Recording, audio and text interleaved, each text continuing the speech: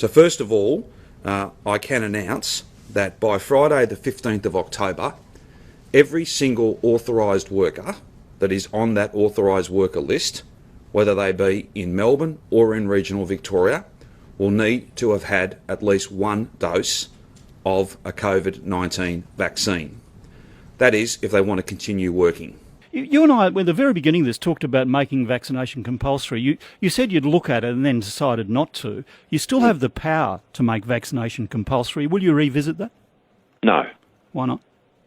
Because I think it's the wrong decision for Australia. It's just not how we do things, and I believe we'll achieve the vaccination rates that are essential that do not require that. So do you support the companies who are making it compulsory? Several companies in the States, Google, Netflix, Washington Post, Qantas is looking at it here. Do you support companies making it compulsory for staff? Well, you can't make a compulsory things that aren't able to be made compulsory under our laws. That's the first point I'd make.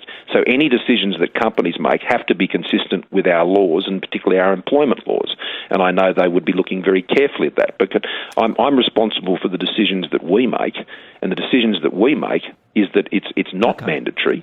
And there is only one area where that has been recommended, and that is for aged care workers.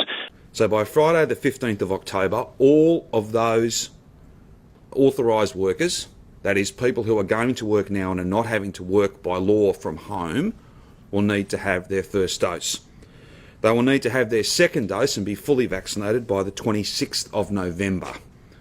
This is critically important to keep the case numbers down so that we can open up on the 26th of October, get our freedom back, get the economy going again, and deliver the national plan.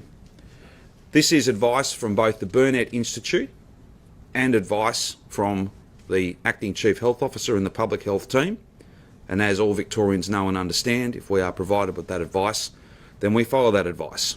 The science is what will get us through this, and it's incredibly important that people who have not had a first dose and are an authorised worker, are moving, are out and about, are part of all of that movement that we know is so challenging when it comes to the spread of this virus. It's important indeed, critical and lawful. It'll be by law. They will need to be vaccinated with at least one dose. We do not have a mandatory vaccination policy in this country. We do not have that. We are not proposing to have that. That is not changing. But an employer may wish to make a reasonable directive to staff, and if they do so, they would need to do so consistent with the law.